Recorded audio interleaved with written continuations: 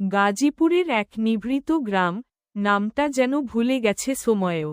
সেই গ্রামের এক কোণে দাঁড়িয়ে আছে একটা পুরনো দোতলা বাড়ি, সবাই যেটাকে জিনবাড়ি নামে চেনে। বলা হয়, ওই বাড়িতে একসময় এক ওঝা থাকত।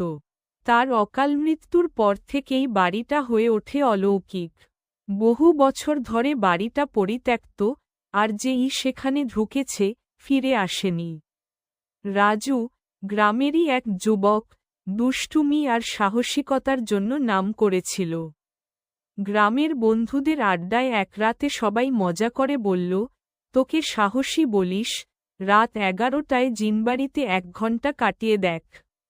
রাজু হেসে বলল, চ্যালেঞ্জ? মেনে নিলাম। রাত ঠিক 11টা।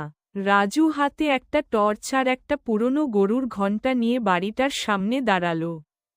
বাতাসে ঠান্ডা একটা চাপা গন্ধ, পায়ের নিচে শুকনো পাতার মচমচে শব্দ, সেই সঙ্গে অজানা ফিসফাস, মনে হচ্ছিল বাতাসেই কেউ কানের কাছে কথা বলছে। বাড়ির দরজা এমনিতেই আধখোলা, ভিতরে ঢুকতেই পচা মাংসের গন্ধে চোখে জল চলে এল। মেঝেতে ছড়ানো ছেঁড়া খেলনা, রক্তমাখা জামা আর পুরনো পৈশাচিক ছবি। রাজু ধীরে ধীরে উঠে গেল উপরের তলায়। ঘরে ঢুকে সে ঘড়ির দিকে তাকাল, 11:20। আচমকা দরজা বন্ধ হয়ে গেল নিজে থেকেই। আলো নিভে গেল। রাজু টর্চ জ্বালাতে না জ্বালাতেই ঘরের এক কোণে দাঁড়ানো একটা ছায়া ধীরে ধীরে এগিয়ে এল। মেয়েটার মুখে অদ্ভুত বিকৃতি, চোখ লাল, ঠোঁটের কোণে রক্ত, চুল মাটিতে গড়াচ্ছে।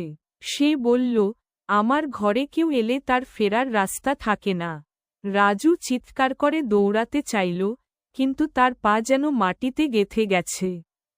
তার চারপাশে বাতাস ঘুরছে, কানের পাশে অদৃশ্য কণ্ঠস্বর, থেকে যা, আমার সাথেই থেকে যা।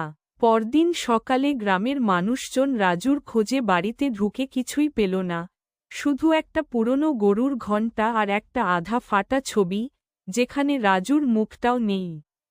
সেই থেকে প্রতি রাত 11টার পর জিনবাড়ির পাশ দিয়ে গেলে কেউ শোনে ঘণ্টার টুংঠাং শব্দ আর ফিসফিস করে ভেসে আসে, আরও একজনকে পাঠাও।